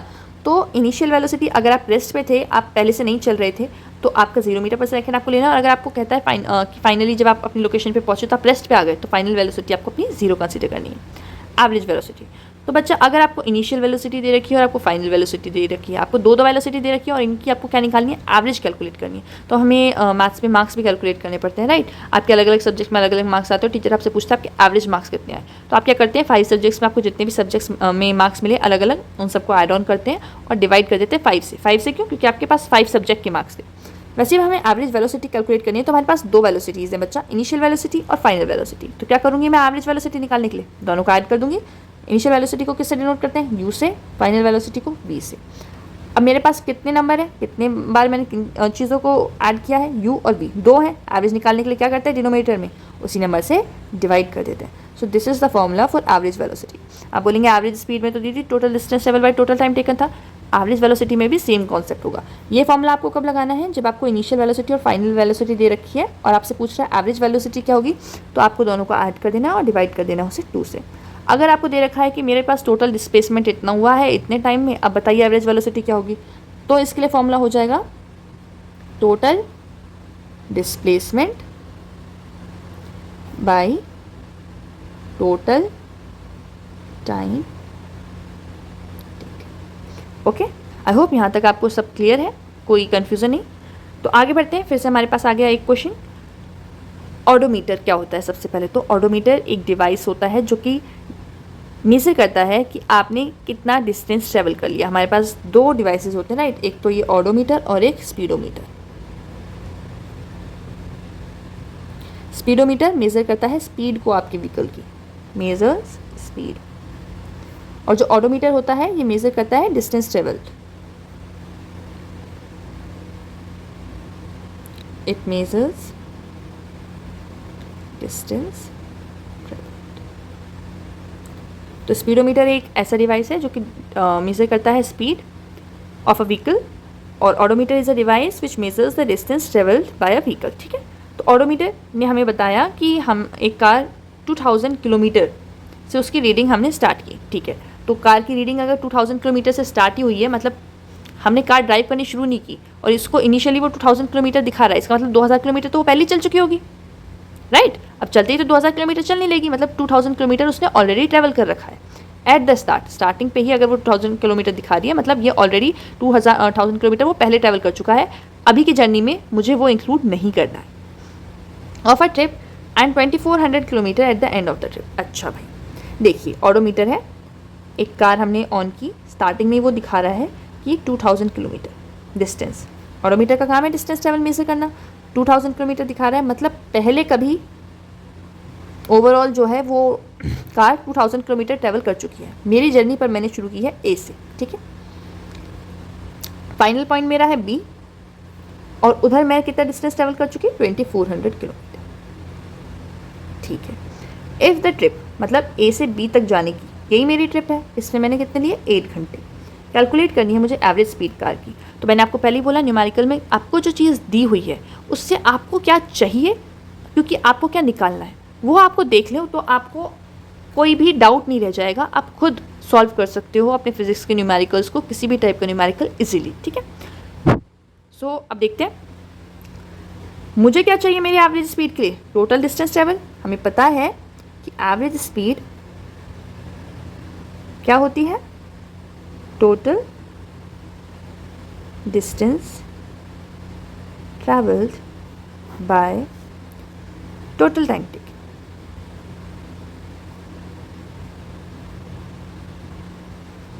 है ना? तो अब मैंने टोटल डिस्टेंस ट्रैवल कितना किया, मेरी फाइनल पोजीशन ये है, इनिशियल पोजीशन ये है, टोटल डिस्टेंस ट्रैवल करना है। तो आप क्या करोगे? फाइनल में से इनिशियल को माइनस कर दो, मतलब 2400 माइनस 2000 इज इक्वल टू कितना बचा? 400 किलोमीटर। ये हो गया आपका टोटल डिस्टेंस जो आपने अपनी ट्रिप में ट्रैवल किया। टाइम आपको दे के रखा हुआ है 8 आवर्स। तो अब क्या करना है? 8 को डिवाइड कर दोगे 40 से, 8 5 जब 40, 0 बचा क्या? ये तो पूरा कैंसिल हो गया, किलोमीटर और आवर बचा किलोमीटर पर। तो ये हो गई आपकी बच्चा एवरेज स्पीड। ठीक है, तो मेरे हिसाब से अब आप शायद एवरेज स्पीड भी समझ चुके होंगे और वेलोसिटी का कॉन्सेप्ट भी आपको क्लियर होगा। अब हम देखते हैं rate of change of velocity. तो अभी हमने थोड़ी देर पहले क्या देखा? Rate of change of motion. और रेट जहाँ भी हो तो आपको क्या करना है? उस चीज़ को डिवाइड कर देना है टाइम से। तो अब ये आपसे कह रहा है चेंज ऑफ वेलोसिटी। वेलोसिटी में चेंज होने का क्या मतलब हुआ? कि आप कांस्टेंट वेलोसिटी से नहीं चले, मतलब कि आपकी इनिशियल वेलोसिटी जिस स्पीड से आपने शुरू किया था चलना, और फाइनल वेलोसिटी जिस पोजीशन पे, डेस्टिनेशन पे आप जाके रुके, वो मैच नहीं कर रही है, वो चेंज हो गई, यूनिफॉर्म नहीं रहे आप, राइट? 2 किलोमीटर पर आवर की स्पीड से आप रेगुलर नहीं चलते रहे, मतलब वेलोसिटी में चेंज हुआ। वेलोसिटी में चेंज और कैसे हो सकता है? देखो, स्पीड के केस में चेंज सिर्फ एक ही चीज़ से होगा, अगर मैग्नीट्यूड में चेंज हुआ। आप पहले 2 किलोमीटर पर आवर की स्पीड से चल रहे थे, एकदम से 4 किलोमीटर पर आवर हो गए। पर चेंज ऑफ वेलोसिटी अगर आप यूनिफॉर्म स्पीड पे हैं तब भी हो सकती है। कैसे?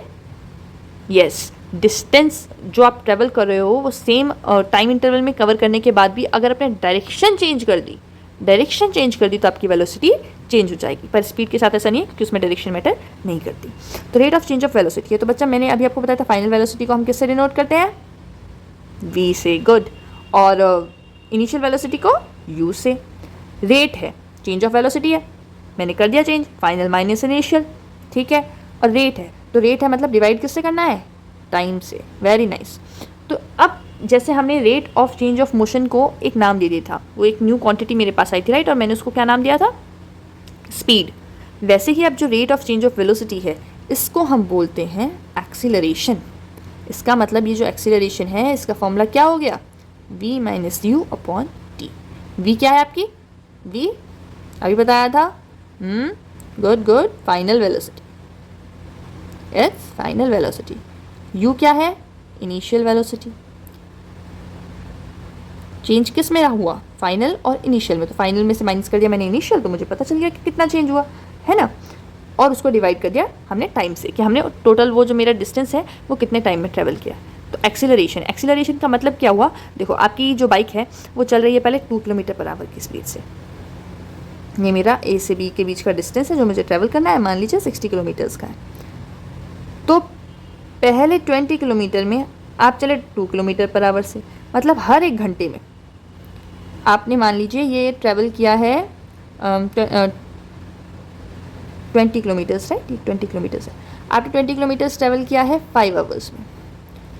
तो एक एक घंटा, हर एक घंटे में आपने 2 किलोमीटर डिस्टेंस ट्रैवल किया है, मतलब ओवरऑल आपने कितना कर लिया, फिर 5 घंटे में आपने ओवरऑल अगर ये डिस्टेंस ट्रैवल कर लिया है 2 किलोमीटर पर आवर से, अच्छा तो 20 और डिवाइडेड बाई 2 टाइम आपका चाहिए 10, ठीक है। तो बच्चा अब एक एक घंटे में आप 2 किलोमीटर चल रहे हो, मतलब 10 घंटे में, एक घंटे में आप 2 किलोमीटर चल रहे हो, तो 10 आवर्स में आप लॉजिकली देखो यूनिटरी मैथड से, तो 10 घंटे में आप कितना ट्रैवल कर लोगे, 10 मल्टीप्लाई 2 मतलब कि 20 किलोमीटर, है ना। 20 किलोमीटर आपने ट्रैवल कर लिया। अब आपने अगले 20 में, यहाँ पे 60 आ रहा है ना बीच में, तो ठीक है आप मान लीजिए ये पूरा 60 है, आपने ओवरऑल डिस्टेंस 100 किलोमीटर ट्रैवल किया है, ठीक है, 60।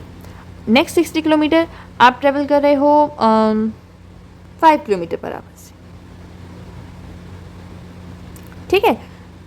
नेक्स्ट आप कर रहे हो 5 किलोमीटर पर आवर से, तो अब आप कितना घंटा चलोगे, 12 घंटा, 12 घंटे में से ट्रैवल करोगे। तो देखो क्या हो रहा है बच्चा, आपकी जो स्पीड है वो पूरा डिस्टेंस इनिशियल से लेके फाइनल लोकेशन तक सेम नहीं है। आप 2 किलोमीटर पर आवर की स्पीड से अगर पहले चल रहे थे तो आप 2 किलोमीटर पर आवर की ही स्पीड से अपनी फाइनल पोजीशन पे नहीं पहुंचे हो। आपने बीच में 2 किलोमीटर पर आवर कर लिया है, फिर 5 किलोमीटर पर आवर भी कर लिया, बीच में 10 या 6 जितना भी फिर से चेंज किया होगा, ठीक है। तो आपकी वेलोसिटी जो है वो चेंज हो रही है, final velocity minus initial velocity से आपने वही चेंज कैलकुलेट कर लिया। और टाइम, जितने टाइम में आप ओवरऑल पहुंच रहे हो, यहाँ पे 10 घंटे लिए हैं, यहाँ पे 12 घंटे लिए हैं, आगे चल के टाइम जितना आपने लिया होगा सारे टाइम को ऐड कर दिया, टोटल टाइम से आपने इसे डिवाइड कर दिया। ये होता है आपका एक्सेलरेशन। मतलब आपकी स्पीड देखो बढ़ती जा रही है, 2 से 5, 5 से फिर 6, स्पीड आपकी बढ़ रही है रेगुलरली, ठीक है, रेगुलर इंटरवल पर बढ़ रही है। 10 घंटे बाद बढ़ गई, फिर अगले 10 घंटे में फिर बढ़ गई, और उतनी ही बढ़ रही है। अभी 2 से 3 किलोमीटर बढ़ी, तो अगले 10 घंटे बाद आप फिर 3 किलोमीटर बढ़ा लोगे। 2 से 5 पे आए, अगले 10 आवर्स बाद आप 8 किलोमीटर पर आवर की स्पीड पे चला रहे होंगे। वो होता है आपका एक्सीलरेशन, ठीक है।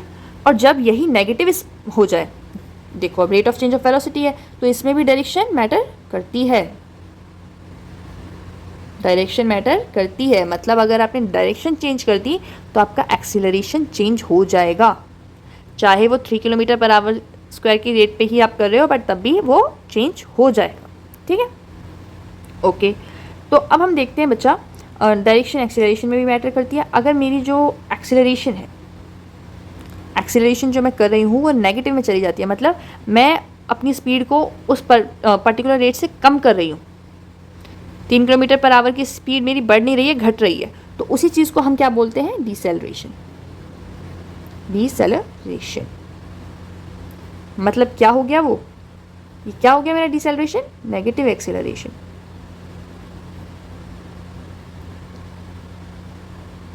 ठीक है।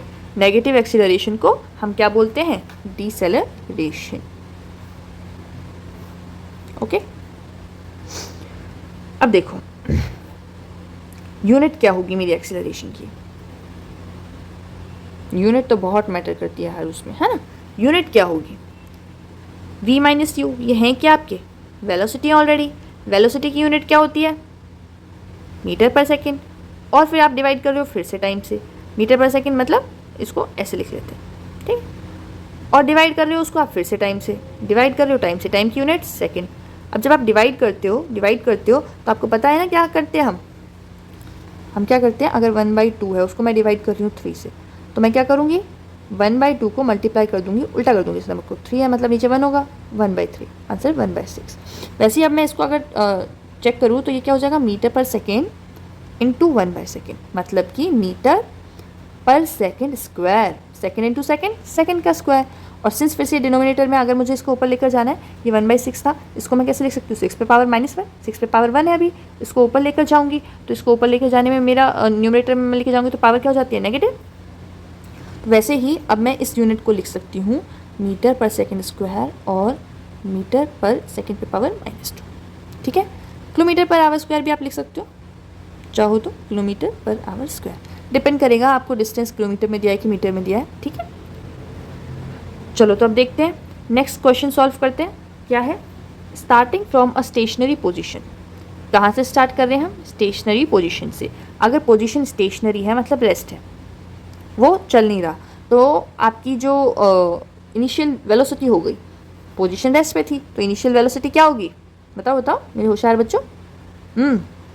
बिल्कुल सही, 0 मीटर पर सेकेंड, ये हो गई आपकी इनिशियल वेलोसिटी।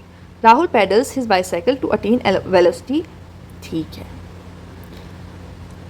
स्टेशनरी पोजीशन से अपनी साइकिल चलानी शुरू की राहुल ने, और कौन सी स्पीड ले ली, 6 मीटर पर सेकेंड की स्पीड, मतलब फाइनल वेलोसिटी इस केस में, ये जो केस हमें बता रहा है इसमें इनिशियल वेलोसिटी उसकी 0 मीटर पर सेकेंड हो गई और फाइनल वेलोसिटी क्या हो गई, 6 मीटर पर सेकेंड। कितने टाइम में, 30 second. Then he applies brakes, उसके बाद वो क्या कर रहा है, ब्रेक लगा रहा है, मतलब स्पीड कम होगी, अभी बताया था मैंने आपको deceleration. Such that the velocity of bicycle comes down to 4 metre per second in next 5 second. मतलब ये दूसरा केस हो गया हमारे पास जिसमें वो अपनी स्पीड कम कर रहा है, इसमें बढ़ाई थी उसने। तो यहाँ पे क्या हुआ, उसने अप्लाई की ब्रेक, तो इधर इनिशियल वेलोसिटी क्या होगी बच्चा, जब उसने ब्रेक अप्लाई की उससे पहले तो वो 6 मीटर पर सेकेंड की स्पीड पे चल रहा था, 6 मीटर पर सेकेंड, और अगर उसने ब्रेक अप्लाई की है तो फाइनली जाके उसको रुकना ही है, ठीक है। बट उसने स्पीड कम की है 4 मीटर पर सेकेंड तक। अगर यहाँ पे आपको मेंशन नहीं करता है कि कितनी स्पीड हुई है, 4 मीटर पर सेकेंड, 3 मीटर, जो भी, तो आपको 0 लेना है। ब्रेक अप्लाई करने पे फाइनली क्या होना है, उसको रेस्ट पे आ जाना है, राइट, तो वो हो जाएगा 0। और टाइम क्या दे रखा है इसके लिए आपको, 5 सेकेंड। कैलकुलेट करना है हमें एक्सीलरेशन इन बोथ केसेस, अच्छा दोनों केसेस में करना है। तो एक्सीलरेशन का फॉर्मूला आपको पता ही है, v - u/t। इसको आगे फॉर्मूले को, चलो इस वाले को सॉल्व कर देते हैं। इस फॉर्मूले में आप खुद अपना आंसर कैलकुलेट करेंगे, ओके। तो 6 - 0/3, अच्छा 30, ओके, ठीक है। तो 6 - 0 6, ओके, डिवाइड किया आपने 30 से, तो ये क्या हो जाएगा 1/5, 1/5 मतलब 0.2 मीटर पर सेकेंड। ये हो गया एक्सीलरेशन, मतलब हर सेकेंड में 0.2, याद रखना एक्सीलरेशन है 0.2 metre per second square. Unit क्या है एक्सीलरेशन की, मीटर पर सेकेंड स्क्वायर। इसका मतलब है कि हर एक सेकेंड में 0.2 मीटर पर सेकेंड की स्पीड राहुल अपनी इंक्रीज़ कर रहा है। चलो नेक्स्ट वाला भी अभी हम ही सॉल्व कर लेते हैं। आप और जो क्वेश्चंस प्रोवाइड करेंगे हम अपने नेक्स्ट लेक्चर्स में, उन्हें सॉल्व करना, ओके। तो एक्सेलरेशन इज इक्वल टू, फिर से फॉर्मूला हमारे पास वही है, v - u/t। v क्या है हमारा 4, माइनस u क्या है इस बार 6, t 5, ओके। सो 4 - 6 - 2/5, तो ये क्या हो जाएगा -0.4 मीटर पर सेकेंड स्क्वायर। अब इसका क्या मतलब हुआ कि हर सेकेंड में राहुल की साइकिल की स्पीड 0.4 मीटर पर सेकंड से डिक्रीज हो रही है। ये देखो नेगेटिव साइन आ गया ना आगे, नेगेटिव एक्सेलरेशन मतलब डिसेलरेशन, स्पीड का कम होना, ओके। अब आते हैं हम यूनिफॉर्म एक्सेलरेशन पे। तो बच्चे यूनिफॉर्म एक्सेलरेशन का मतलब भी मैं आपको पहले ही बता चुकी हूँ ऊपर ही, कि जब ये मेरा इनिशियल पॉइंट, ये मेरा फाइनल पॉइंट, ये मैंने 3 टाइम इंटरवल्स में से डिवाइड कर लिया, let it be 1 hour each, ठीक है। अब इस 1 घंटे में वो ट्रैवल कर रहा था 2 किलोमीटर पर आवर की स्पीड से, अगले में 4 किलोमीटर पर आवर की स्पीड से, और अगले में 6 किलोमीटर पर आवर की स्पीड। तो क्या हुआ, इक्वल टाइम इंटरवल में, एक घंटे में उसने अपनी स्पीड को 2 किलोमीटर पर आवर से इंक्रीज़ किया है। देखो 4 में से 2 माइनस करोगे 2 किलोमीटर पर आवर, 6 में से 4 माइनस करोगे 2 किलोमीटर पर आवर। तो मतलब हर अगले घंटे में वो अपनी स्पीड को 2 किलोमीटर पर आवर से इंक्रीज़ कर रहा है। तो अगर जो rate of change of velocity है वो यूनिफॉर्म है टाइम इंटरवल्स में, तो हम उसको क्या बोलेंगे? Uniform acceleration. अगर नहीं है तो उसको क्या बोलेंगे हम? Non uniform acceleration. मान लेते हैं, यही एग्जाम्पल लेते हैं, ए और बी हमारे फाइनल पॉइंट्स है, इसको हमने 3 इक्वल टाइम इंटरवल्स में डिवाइड कर दिया ऑफ 1 आवर ईच। यहाँ पे अब स्पीड है 2 किलोमीटर पर आवर, यहाँ 5 किलोमीटर पर आवर और यहाँ 6 किलोमीटर पर आवर। एक घंटे मतलब उसने 2 किलोमीटर पर आवर की स्पीड से चलाया, दूसरे घंटे में उसने 5 किलोमीटर पर आवर की स्पीड से, और तीसरे घंटे में 6 किलोमीटर पर आवर की स्पीड से। अब इसमें कितना डिफरेंस है बच्चा? 5 माइनस 2 3 किलोमीटर पर आवर और 6 माइनस 5 1 किलोमीटर पर आवर। अब क्या हुआ? एक बार तो एक घंटे में उसने 3 किलोमीटर पर आवर से अपनी स्पीड को इंक्रीज़ किया और अगले में 1 किलोमीटर पर आवर से उसने इंक्रीज़ किया। तो अगर एक बार उसने 3 कर दिया तो यूनिफॉर्म के केस में अगली बार भी क्या होना चाहिए था? 3, but it is not so. दोनों जो rate of change of velocity है आपका, जो चेंज हुआ वेलोसिटी में अलग अलग टाइम इंटरवल्स में, वो अलग है, डिफरेंट है, सेम नहीं है। तो वो क्या हो जाएगा? Non uniform acceleration. Okay, I hope यहाँ तक आपको टोटली क्लियर हो चुका है। अब आप अपने चैप्टर को बस फिनिश करने की कागार पर है। नेक्स्ट क्वेश्चन हम देखते हैं, क्या कह रहा है? अब बस डिक्रीजेस इट्स स्पीड। अच्छा, बस क्या है? अपनी स्पीड को डिक्रीज कर रहा है, मतलब ब्रेक लगा रहा होगा, from 80 kilometre per hour to 60 kilometre per hour in 5 second find acceleration. अरे वाह, ये तो बहुत ईजी है।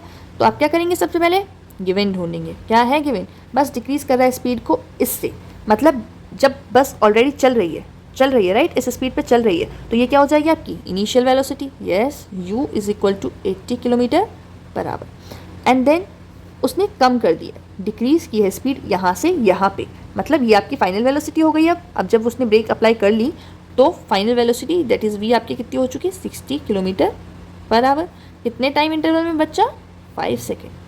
परफेक्ट। तो अब आपको फाइंड करना है अपना एक्सेलरेशन। तो एक्सेलरेशन के लिए आप जानते हैं formula v minus u by T. पर अब यहाँ पे एक हल्की सी प्रॉब्लम है कि आपको जो स्पीड है वो किलोमीटर पर आवर में दिया और टाइम दिया है सेकेंड में। तो सेकेंड के साथ हमेशा आपको अपना डिस्टेंस किस में देखना होता है? मीटर में। और जब किलोमीटर पर आवर है तो किलोमीटर और आवर का तो है ही है। तो अब या तो आप अपने इन स्पीड्स को मीटर पर सेकेंड में कन्वर्ट कर लो, और या फिर अपने इस टाइम सेकेंड को आवर में कन्वर्ट कर लो। आवर में कन्वर्ट करने के लिए इसको क्या करोगे? 60 से डिवाइड कर दोगे, है ना? So it will be 1/12। ठीक है, 1/12 आवर। अगर आपको टाइम को आवर में कन्वर्ट करना है तो जितना गिवन टाइम है उसको 60 से डिवाइड कर दोगे। अच्छा, अगर किलोमीटर पर आवर है आपके पास, ये शॉर्ट फॉर्म है, ठीक, किलोमीटर पर आवर है, इसको कन्वर्ट करना है मीटर पर सेकंड में। तो मतलब किलोमीटर को मीटर में कन्वर्ट करना है, आवर को सेकंड में कन्वर्ट करना है। किलोमीटर को मीटर में कन्वर्ट करने के लिए क्या करेंगे बच्चे? हाँ बताइए। गुड। 1 किलोमीटर में 1000 मीटर। तो किलोमीटर को, जितना भी किलोमीटर आपको देख के रखा हो, 2, 3, 4, मीटर में कन्वर्ट करने के लिए क्या करेंगे? 1000 से मल्टीप्लाई। और आवर है, 1 आवर में कितने मिनट्स होते हैं? 60। और 1 मिनट में कितने सेकंड होते हैं? 60। मतलब 1 आवर में 3600 सेकंड होते हैं। तो आवर को कन्वर्ट करने के लिए सेकंड आप क्या करेंगे? 3600 से मल्टीप्लाई करेंगे। अब देखो, अगर मैं इन्हें सिंप्लीफाई करूँ तो इट इज़ 2 5 10, 2 18 36। आगे तो डिवाइड नहीं होने वाला। तो बच्चा, जब भी आपको किलोमीटर पर आवर को मीटर पर सेकंड में कन्वर्ट करना हो, आप डायरेक्ट उसे 5/18 से मल्टीप्लाई कर दें। फॉर एग्जांपल, मेरे पास है अभी 80 किलोमीटर पर आवर, मुझे इसको किस में कन्वर्ट करना है? मीटर पर सेकंड में। तो मैं क्या करूँगी? 80 है, कोई ज़्यादा कैलकुलेशन करने की ज़रूरत नहीं है, डायरेक्ट मल्टीप्लाई कर दो 80 को 5/18 से। समझे? 5/18 से आप इसे मल्टीप्लाई कर दो तो ये क्या हो जाएगा? मीटर पर सेकंड में कन्वर्ट हो जाएगा। अच्छा, अब अगर मेरे पास मीटर पर सेकंड में है और मुझे कन्वर्ट करना है किलोमीटर पर आवर में, तो उसके लिए मैं क्या करूँगी? कुछ नहीं भाई, अभी 5/18 से मल्टीप्लाई किया था, अब इसको उल्टा कर देते हैं। मीटर पर सेकंड को अगर आप मल्टीप्लाई कर देते हैं 18/5 से, तो आपको जो आंसर मिलेगा कन्वर्ट होके वो होगा आपका किलोमीटर पर आवर। ठीक है, तो अभी तो अपने क्वेश्चन पे हम वापस आते हैं। अब हमें क्या करना है? या तो हम टाइम सेकंड को आवर में कन्वर्ट करेंगे या इन्हें मीटर पर सेकंड में कन्वर्ट करेंगे। तो मीटर पर सेकंड में ट्राई करते हैं। स्पीड मेरे पास किस में गिवन है? किलोमीटर पर आवर में। कन्वर्ट किस में करनी है? मीटर पर सेकंड में। क्या करना पड़ेगा? सिंपली 5/18 से मल्टीप्लाई तो कर देते हैं। तो यहाँ पे मेरा जाएगा 2 9 जा 18, 40, 4 5 जा 20 200 बाई 9 मीटर पर सेकेंड। ठीक है, ये क्या हो गया मेरा 200 बाई 9 मीटर पर सेकेंड। ठीक है, 60 किलोमीटर पर आवर दिया हुआ है, इसको भी कन्वर्ट करना है किस में, मीटर पर सेकेंड में। तो अब फिर से डिवाइड करते हैं, 2 9 जा 18, 2 3 जा 6 0, 3 3 जा 9, 3 10 जा 30, 10 5 जा 50 बाई 3 मीटर पर सेकेंड। देखो 80 किलोमीटर पर आवर दिया हुआ था, 80 को 5 बाई 18 से मल्टीप्लाई किया, 18 को डिवाइड कर दिया 2 से, 2 9 जा 18, और यहाँ से डिवाइड कर दिया इसको भी 2 से, तो ये कितना हो जाएगा, देखो 8 को डिवाइड करोगे 2 से 4, एक 0 इसके साथ 14 to 2 मल्टीप्लाई करने पे आपको 80 मिलता है। एक बार आप डिवाइड करके देख लेंगे, ओके, कैलकुलेट कीजिएगा इसको खुद से। उसके बाद 40 को अगर 5 से मल्टीप्लाई करोगे आप तो 200 आएगा, 9 आपका बचा हुआ था, 200 बाई 9 मीटर पर सेकेंड।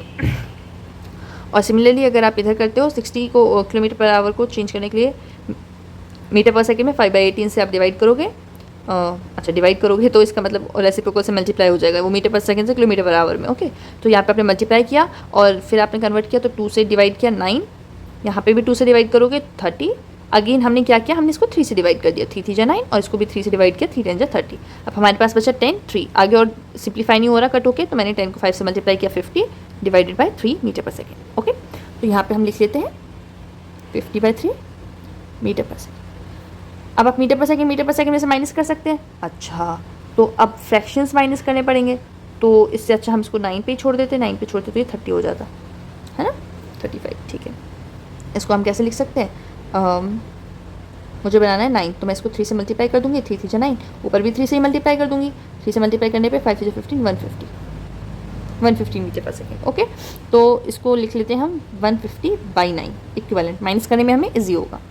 अब 200 by 9 minus 150 by 9 by time कितना है आपके पास 5, 200 में से 150 माइनस करेंगे कितना बचेगा बताइए। ठीक है, तो 50 बचा बाई 9, और डिवाइड कर रहे हैं हम 5 से, मतलब 5 के नीचे 1 होगा, इसका मतलब मल्टीप्लाई कर दें किससे, इसके रेसिप्रोकल से, रेसिप्रोकल मतलब उल्टा, न्यूमरेटर को डिनोमिनेटर, डिनोमिनेटर को न्यूमरेटर, मल्टीप्लाई कर दिया 1/5 से। ठीक है, तो 5 से डिवाइड हो जाएगा 10, 10 by 9, 10 by 9 metre per second square आपका आंसर है। चाहे तो आप इसको डेसिमल में कन्वर्ट कर सकते हैं, कैसे, ये क्या है, ये आपका पूरा रफ साइड है, इतना ध्यान रखेंगे। किलोमीटर से जब आप मीटर पर सेकेंड में कन्वर्ट करना है तो मल्टीप्लाई करते हैं 5 बाई 18 से, और जब आपको मीटर पर सेकेंड से किलोमीटर पर आवर में करना है तो मल्टीप्लाई कर दें 18/5 से। अब आते हैं बच्चा इक्वेशन ऑफ मोशन पे, जो कि आपके न्यूमेरिकल पार्ट को सॉल्व करने के लिए बहुत ज़्यादा इंपॉर्टेंट है, इट्स रियली वेरी इंपॉर्टेंट। ठीक है, इसके डेरिवेशन भी आ सकते हैं, जो कि आप एक बार बुक से ग्राफिकल मेथड्स को सॉल्व कर देख लेंगे। बाकी इक्वेशन ऑफ मोशन आपको आपके न्यूमेरिकल पोर्शन को सॉल्व करने में बहुत हेल्प करती है। पहली इक्वेशन हमारे पास क्या है, v is equal to u plus a t, मतलब इन सब के आप ऑलरेडी समझ चुके हो। v क्या होती है हमारी, बताओ जल्दी बताया करो। v is equal to final velocity, u is equal to initial velocity, a acceleration है, और t is equal to time taken. इसमें सिर्फ एक नई नोटेशन आपकी s है, which is distance travel, distance travel. आप जितना डिस्टेंस ट्रेवल कर रहे हो उसको आप अपनी इक्वेशन ऑफ मोशन में s से डिनोट करते हो। बाकी v वही है, final velocity, initial velocity, a is acceleration, t is time, और a s v u u t half a t, हाँ तो सारे के सारे आपके बाकी वही हैं, एक ऐसा अलग था सिर्फ। तो इन इक्वेशंस को आप समझ लोगे, और जो क्वेश्चन अब आते हैं फिज़िक्स में वही बात है, बार बार अच्छे से देख लोगे कि आपको क्या इन्फॉर्मेशन गिवन है। जो भी इन्फॉर्मेशन आपको गिवन है उसे एक बार लिख लोगे, आपको निकालना क्या है उसका फॉर्मूला आप लिख लोगे। उसके बाद आपको अगर डायरेक्ट इन्फॉर्मेशन गिवन है फॉर्मूले में पुट करो, अपना आंसर निकालो, बहुत अच्छी बात है। अगर नहीं गिवन है तो आपको क्या क्या चाहिए उस इन्फॉर्मेशन को निकालो और फिर फॉर्मूले में पुट करो और अपना आंसर ले लो। ठीक है, नेक्स्ट क्वेश्चन क्या है मेरा, a racing car has a uniform acceleration of 4 metre per second square. ठीक है, तो मुझे गिवन क्या है, सबसे पहले क्वेश्चन पढ़ते ही मुझे बाकी कुछ समझ में आया ना है, मुझे ये पता चल गया कि मुझे एक एक्सेलरेशन दे के रखा है मेरे क्वेश्चन में, कितना 4 मीटर पर सेकंड स्क्वायर का। What distance will it cover in 10 second, 10 second है तो मेरा टाइम दे रखा है 10 सेकेंड। अच्छा, वैसे अगर नहीं भी समझ में आती है, अगर लैंग्वेज आपको इन केस नहीं समझ में आती है इंग्लिश की, वैसे तो आनी चाहिए 9th के बच्चे हो, बट इन केस नहीं आती है तो यूनिट्स का ध्यान हमेशा रखें। हमेशा जो यूनिट होगी आपकी वो आपको हेल्प करेगी ये पता लगाने में कि आपको क्या दे रखा है। मीटर पर सेकंड स्क्वायर किसकी यूनिट होती है, अभी मैंने आपको बताई थी, एक्सीलरेशन की होती है। सेकंड, आवर, ये सब किसकी होती है, टाइम की होती है। मतलब अगर जिसके पीछे ये यूनिट है वो एक्सीलरेशन होगा, जिसके पीछे सेकंड है जिसकी ये यूनिट है वो टाइम होगा। ठीक है, आफ्टर स्टार्ट। ठीक है, तो अब ये हमसे क्या पूछ रहा है कि एक रेसिंग कार है जिसका यूनिफॉर्म एक्सीलरेशन है, मतलब हर एक सेकंड में उसकी स्पीड कितनी बढ़ती जा रही है, 4 मीटर पर सेकंड। अगर वो स्टार्टिंग में 4 मीटर पर सेकंड स्पीड पे चल रहा था फर्स्ट सेकंड में, तो दूसरे सेकंड में वो किस स्पीड से चल रहा होगा, 8 मीटर पर सेकंड। अगले तीसरे सेकंड में वो किस स्पीड से चल रहा होगा, अगेन 8 का इंक्रीमेंट, 12 मीटर पर सेकंड। ठीक है, एक्सीलरेशन आपको गिवन है, टाइम आपको गिवन है, आपसे पूछा क्या है, मेरे लिखने से पहले बता देना। ठीक है, पूछा क्या है, रेसिंग कार में acceleration 4 metre per second square, what distance will it cover. S आपसे पूछा है, आपको एस नहीं पता और आपको अब एस निकालना है। तो बच्चा मैंने क्या कहा, इक्वेशंस ऑफ मोशन आपको बहुत हेल्प करने वाली है। अब आपके पास दो चीज़ें हैं, एक्सीलरेशन और टाइम। अगर नहीं भी समझ में आता है तो यूनिट का ध्यान दीजिएगा, टाइम की यूनिट है, यहाँ एक्सीलरेशन की यूनिट है, तो मतलब एक्सीलरेशन और टाइम गिवन है एस। तो अब इन तीनों में से हम कौन सी ऐसी इक्वेशन लगा सकते हैं जहाँ पे ए और टी मेरे पास है और उसके बाद मैं एस निकाल लूँ।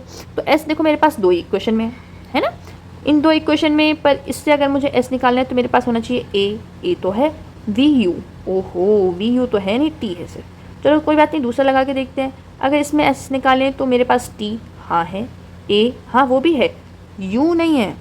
लो फिर से यू ने गड़बड़ कर दी, तो मेरे पास है सिर्फ ए और टी।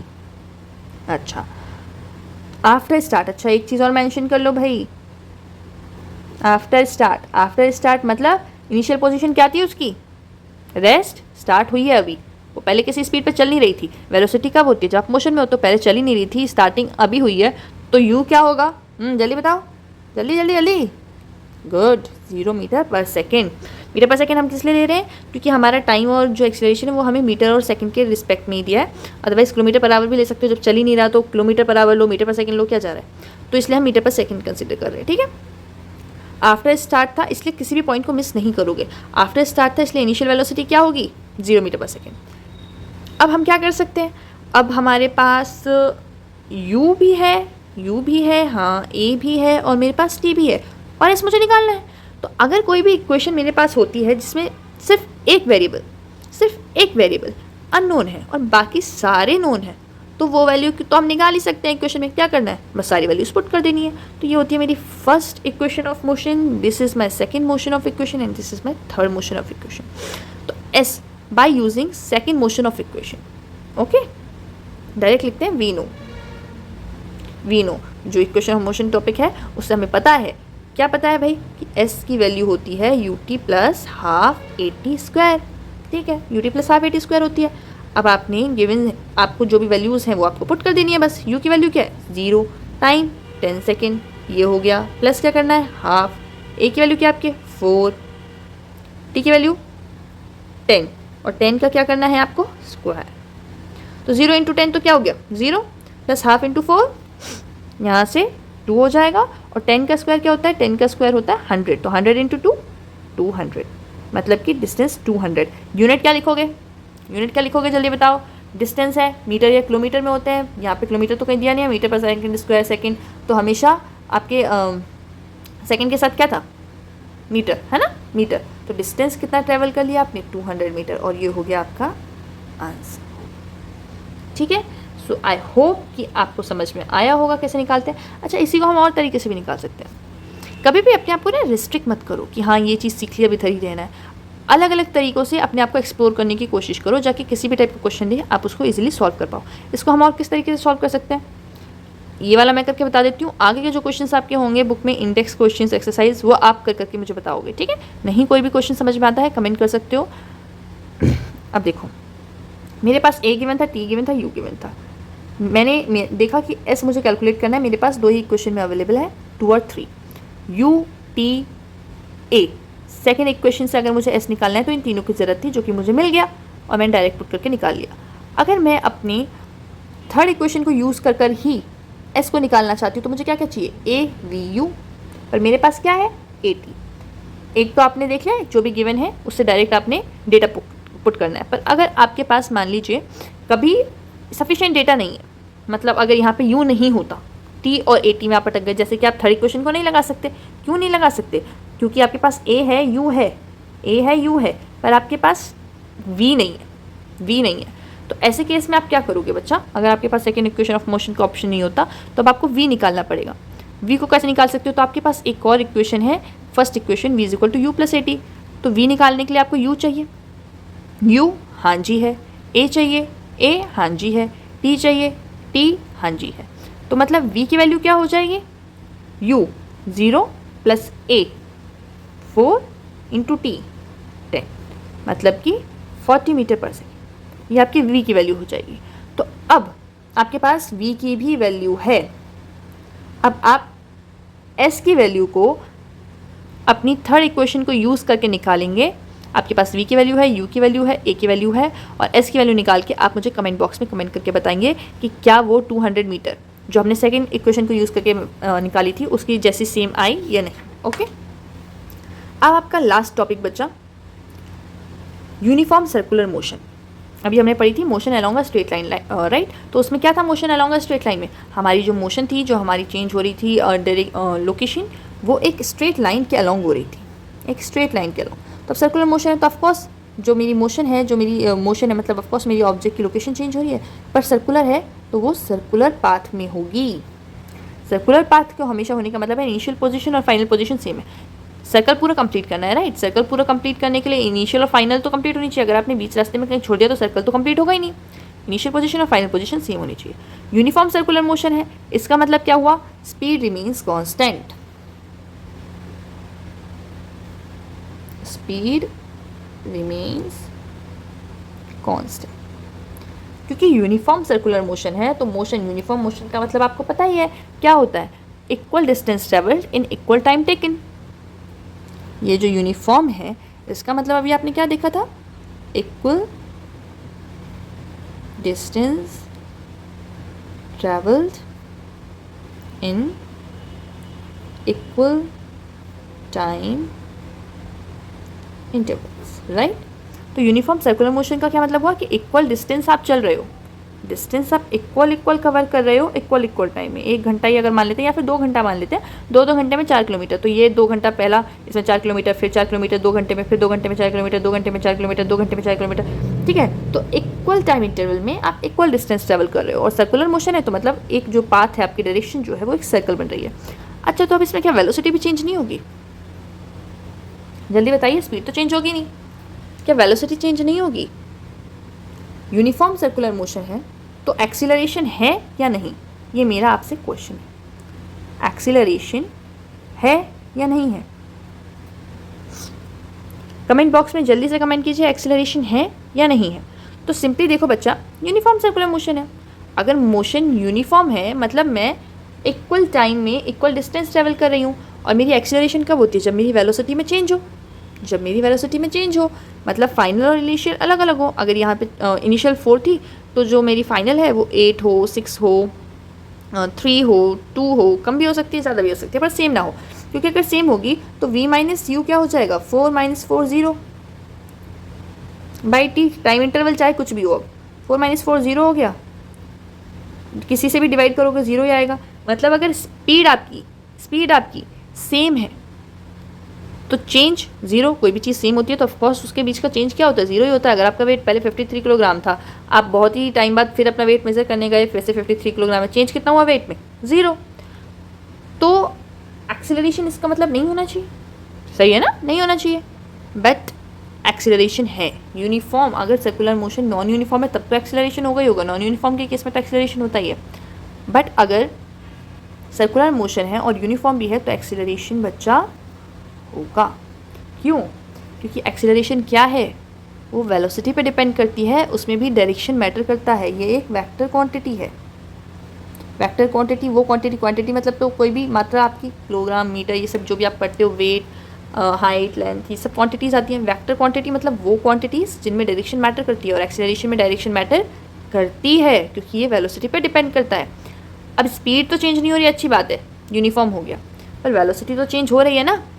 वेलोसिटी क्यों चेंज हो रही है? क्योंकि डायरेक्शन हर पल चेंज हो रही है। देखो सर्कल में अभी इस डायरेक्शन में चल रहा है, अब ऐसे मुड़ गया, अब ऐसे मुड़ गया, अब ऐसे मुड़ गया। डायरेक्शन हर नेक्स्ट सेकंड में चेंज हो रही है। उससे भी कम टाइम इंटरवल में चेंज हो रही है सर्कुलर मोशन में। सिंस डायरेक्शन चेंज होती है इसीलिए एक्सीलरेशन है। Uniform circular motion has acceleration, why?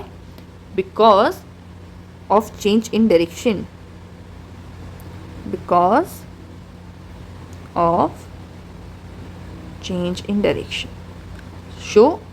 It shows acceleration. Okay, direction. तो बच्चा ये था आपका लास्ट टॉपिक। इसके साथ आपका मोशन चैप्टर फिनिश होता है। आई होप पूरा चैप्टर आपको क्लियर हो गया होगा। कोई भी डाउट कहीं से भी किसी सेक्शन में अगर रह गया हो तो please comment in the comment box. And अगर आपको कोई क्वेश्चन इससे रिलेटेड नहीं समझ में आ रहा है तो उसे भी आप कमेंट बॉक्स में पूछ सकते हैं। I will try to help you out. Okay, thank you.